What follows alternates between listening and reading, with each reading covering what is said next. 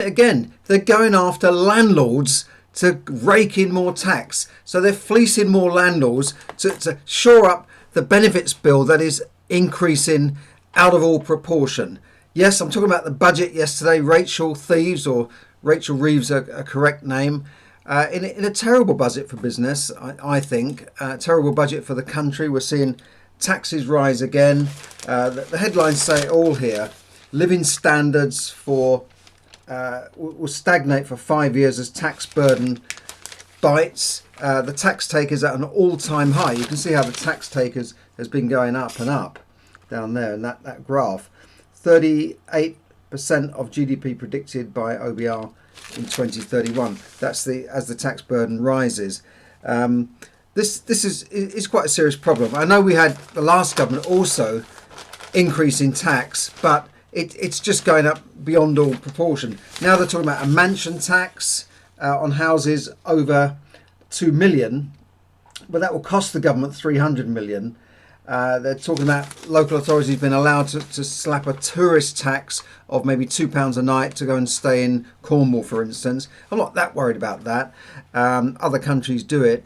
But the mansion tax, it doesn't matter if you've got a home worth 2 million. But it's the thin end of the wedge. It's the tip of the iceberg. I think that they will gradually bring that down, or they'll, as house values increase, more will be dragged in to the mansion tax. It's just really saying, people who build wealth, people who save, invest, buy their own properties, not relying on the council for handouts, they get punished and penalised. And what the government say, it's the people with the broadest shoulders, as they say. Here's an article here. Kate Allen, the founder of a luxury holiday letting agency, said the mansion tax risks hurting the wider economy. So it's not just, they have properties in Devon. Some of them are over £2 million. They let them out as holiday lets. So it's not just the idle rich are going to be affected here. It's businesses as well. She also slid in the thing about the digital ID cards that will cost taxpayers 1.8 billion, believe it or not. This is the plan to bring in digital ID cards. I know a lot of countries have these already, but we've always resisted it in this country. So let's just go through some of the details of the budget anyway. Personal taxation.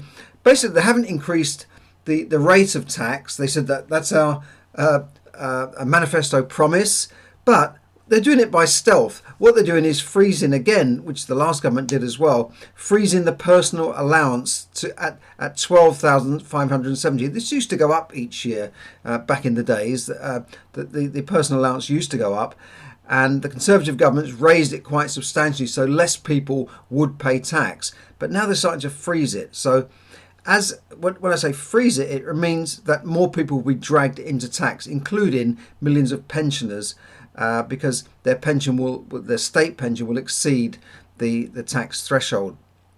And the higher rate tax threshold will still stay at 50,270. So that means more people are going to be dragged into higher rates of tax. We used to think of higher rates of tax as people in highly paid jobs, but now a lot of nurses and ordinary teachers, and that's what are getting dragged into this. A lot of local authority workers, civil servants, well, they earn quite good money anyway. So that's the nil rate ban for starting rate for savings, tax on savings income will also remain at £5,000. So they're gradually through this what they call fiscal drag, dragging more people into the tax system. Savings, we're talking about savings rates. Property income, a new set of tax rates will apply to property income, landlords in other words, from April 27. So at least we've got a year or so to cope with this, but there'll be a new tax rate of 22%. That's a 10% rise, and on higher rates, the new tax rate will be 42% instead of 40. So that's a 5% rise there, but they'll already collect that on altogether. You've got a 15% rise there. So that's not good news. I don't know why they all sort of hit the 2 million plus landlords, because I guess we are just an easy target. The NIC, the National Insurance Contribution threshold for employees, has been frozen again, so that's another way of dragging more people into tax. If you're one of these people who say, I drive an electric car, I don't pay this and I don't pay that, well, you are going to start paying that from April 28. They're going to put a mileage charge on electric vehicles. So this is the first time I've seen this in this country, an actual charge for the amount of miles you do. I don't know why they just couldn't make them pay car tax, but they're now charging per mile. And yeah, it's only 3p a mile at the moment, but you can imagine that in every budget. And we're just going to put this up to 3.5p and then 4p and 5p. And soon people won't be able to afford to go and visit their relatives, in another county. It's just another one. I don't know what's going to happen with the taxi drivers and the Uber drivers who are being forced to switch to EVs, and that will all. That bill will be passed on, I guess, to the customer, the consumer. So it's all not very good news, really. Not that good news for people. The mansion tax on higher valued properties will come in from April 2028. The charge will start at $2,500 a year, rising to $7,500 a year for properties valued over 5 million. Now, a lot of people might say, I don't have any sympathy for people like that, but there are elderly couples, retired couples who live in houses that have gone up in value substantially, and they may be asset rich, but they're cash poor. One lady I know, she lives in a house probably worth, I don't know, 1.5 million. She had to take an equity release loan. That means a bit like a mortgage where you don't pay the interest rolls up, called equity release. To really subsidise her life, because her savings are starting to dwindle. She realises that she needs this income to maintain her lifestyle, to stay in that house and not have to downsize into a flat or something, which is not as easy as you think. Some of these retirement flats can be very expensive. So she's had to take a mortgage out to subsidise her lifestyle, to make ends meet. So that's it. Now she needs carers coming in, so she's fallen a bit ill. She needs people to come in, and that's quite expensive if you're doing that privately. Pensions, we're seeing that pension. Let's talk about ISA for a minute. ISAs, individual ISAs. The annual subscription limits remain at 20,000 for ISAs, so you can put in 20,000 into an individual savings account without paying any tax on it. The annual subscription limits for ISAs remain at 20,000 for an ISA. That means you can put 20,000 in tax-free, and for 4,000 for lifetime ISAs, which everyone should have really if you're saving, and particularly for property. If you fall into the age bracket, 9,000 for junior ISAs and child trust funds for as well.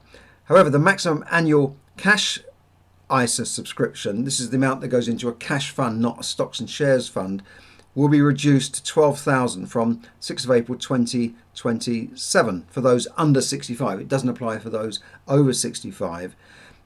So this means that you won't be able to put 20,000 in after that date into just a purely cash ISA, which some people feel safer with. They can earn 3-4%. They're happy with that. Rachel Reeves wants more of that money going into a stocks and shares fund, so that it will feed into the stock market and British businesses. A lot of mortgage lenders are complaining that this could reduce the amount of funds available for mortgages, but that's the way it goes. You've got until April 2027 to put your maximum in for the next couple of years. Similar thing with pensions. They are slapping a bit of a tax on pensions. That in the past, people could put as much as they like into their pension on what's called salary sacrifice. Rather than getting the salary and paying national insurance, they could sacrifice their salary and say, well, I'll put in 5,000 into my pension and thus avoid national insurance. She's going to restrict that to £2,000 a year from April 2029, 6th of April 2029. So you've got a couple of years now to maximise your pension contributions into your pension, because some of the estimates say that you could lose up to 37% of your pension by not having this benefit. So again, it's like a tax on savers here, isn't it? It's just another tax on savers, and that's why this particular paper talks about spiteful tax raves on strivers, savers, to lavish billions on Benefit Street. And the billions is what I'm talking about. But actually, over the next 6 years, according to the OBR, the Office of Budget Responsibility, they say the welfare is now on its way to, it will cost 2 trillion, not billions, 2 trillion over the next few years, say the OBR, by 2030. So the tax burden is set to rise to a staggering 38% of GDP. So 38% of everything we make will go to welfare. Welfare sounds nice, doesn't it? But it actually includes benefits. It includes 5 million people who are on benefits for things like mental health problems or a bad back. So this is incredible, the amount of money we are going to spend as a country on welfare and benefits and that sort of thing. Now you think that with all this news, the stock market would have gone down yesterday, but in fact it went up. And I don't understand it. We've had a multi-billion tax raid on the country, and yet the stock market is going up. The welfare bill has not been addressed, so then they're doing nothing to cut the welfare bill, because let's face it, the Labour Party are funded by the unions, so they want to look after their union friends and put up salaries, increase employee legislation, and they've already put up a tax on employers by increasing the national insurance contributions made by employers, and that is costing jobs. Unemployment is rising. Look at this. So the annual bill for just sickness benefit, right, is 100 billion. Will climb to 100 billion after 2030, after they U-turned on the last budget they were doing. And this is independent figures from the Office of Budget Responsibility. That's an incredible amount, 100 billion in sickness benefits. So something's got to be done about this. Otherwise, as a country, we're going to run out of money, because we're going to be paying out more than we're earning. In fact, already last year they borrowed, I think it was over 100 billion in the last year, because they can't make ends meet. The interest on the already nearing to 3 trillion national debt is staggering. It's running at, I think, £5,000 a second. It represents more than 10% of our GDP spending is just paid on interest, and yet they're still not balancing the books. I was at an event where the Argentine ambassador was speaking, and she talked about President Milei of Argentina, who came into politics quite new, and his golden rule is to balance the budget, is to make ends meet, live within the means of the country, and that's working. That's brought down inflation and stopped this printing of money, because Argentina's had this before. They've had several busts where their money was just worthless, and even in recent years they had 50% inflation in a single month. Now, the way we are going here, if we just keep printing this money, like Britain and America, we are going to just devalue the value of the currency. So, like this, when you think what this would buy 5 years ago and what it would buy now, there's just no comparison. If you think of inflation that they say is around 3%, we know that food inflation is over 5%. And what about the other things that you have to buy? You know, your household items, your washing powder, your dishwasher stuff, and ladies' sanitary towels. All those things have gone up. You look in the chemist and you look for stuff, that toiletries, for instance, toothpaste, it's all gone up, and not just by 3%. So the more you print of this money, and this is what this ambassador was saying, what happened in Argentina, the more you keep printing more money and borrowing more money, the more this will become worthless.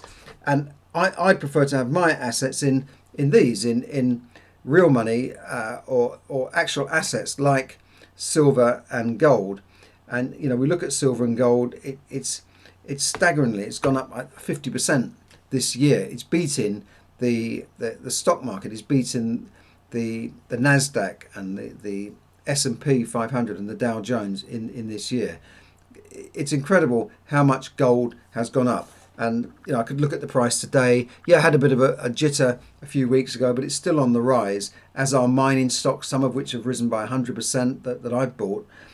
So which do you think will be worth more, or will have more similar buying power in 10 years? Do you think this one or this one? well, I know which one. This will have zero buying power in the next 20 or 30 years.